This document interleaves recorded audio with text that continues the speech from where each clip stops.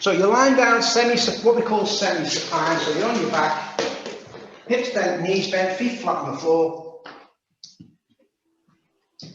But we're going to change, we're going to play around with the foot position. We're going to do 6 different feet positions, but we're going to keep the arms the same. So can you put your arms over your head and rest them on the floor behind you?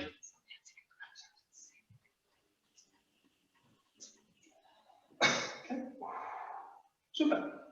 If you've got shoulder issues, you might want to support your arms, support your shoulders, support your elbows.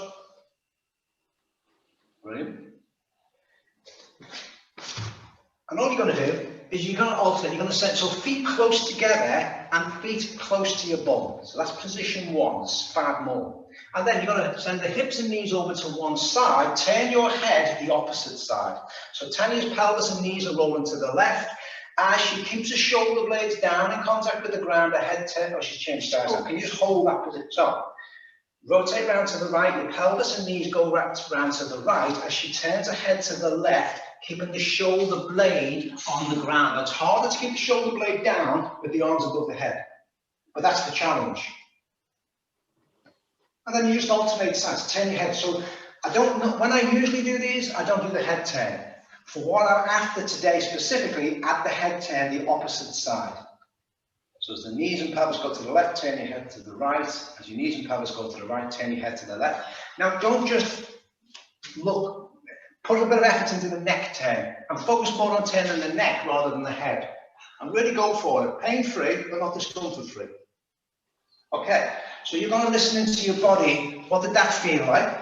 Did it feel like it was pulling at all? You want to change the foot position now.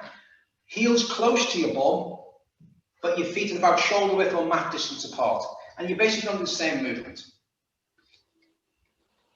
Now, Tanya's got particular shoulder issues, so Tanya, just put your arms either by your side or in a capital T. Only because she keeps on huffing and puffing every 2 seconds, and I can't be doing with listening to it. So just changing that foot position slightly affects your spine, affects your pelvis, your hips, and possibly your knees as well. Depends on what issues you've got, where you feel it. So there's no right or wrong foot position. More bang for the buck, the arms over the head on the floor. You do get a lot more out of it. Don't forget the head turn. Don't forget the head turn. I know I don't normally do the head turn, but for what I'm after today, head turn. So what does that feel like on your body? Okay, bring yourself up to neutral. Now put the feet. We're doing the same movement, but put the feet as far away from your body as you can, providing your feet are flat, and you're going to be able to do the same movement. Okay, and it's the same movement, just the leg position. So you send your pelvis over, you keep the shoulder blades down. If there's one big thing with these, you keep the shoulder blades anchored down, so we're actually getting rotation of the spine. You're not just turning your body.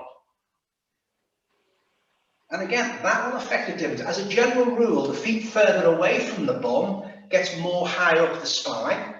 The feet closer to the bum tend to get the lumbar spine a bit more. So because we're after scoliosis, and you have a scoliosis in your neck, it's just a side bend in the spine. You can have it anywhere in the spine. So what does that feel like for you? I'm going to change the foot position again.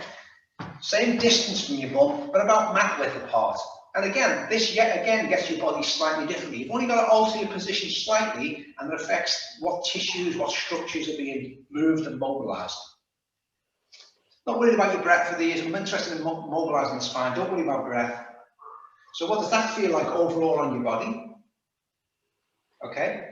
And now, what's usually done as a basic, the feet not too close, not too far away, somewhere in between, but we'll have feet close together first.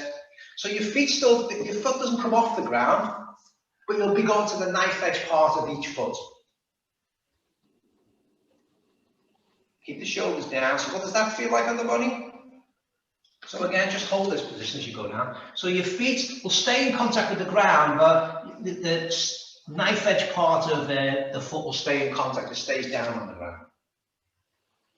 So listening to your body, what does that feel like? And the last one, the 6th foot position, leg position, is the feet same distance, but shoulder width, mat width apart, and now do the movement. We've sort of covered all the angles possibly in that rotation. Again, the main point of this is the rotation of the spine. Also working the pelvis, might affect the knees as well, the bum, pelvis, hips, lower back, groin area. Okay with that? So what I'd like to do is choose one, the one that you, I'm going to phrase it this way today. Which foot position did you feel is doing your body the most good? It's not necessarily the easiest, it's not necessarily the most challenging. I'll phrase it that way. Which foot position did you feel was doing your body the most good? And just go to that one. There's no right or wrong. Just do that one.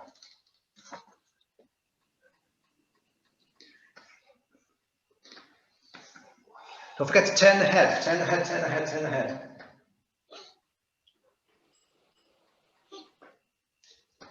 Super, and come out to that one.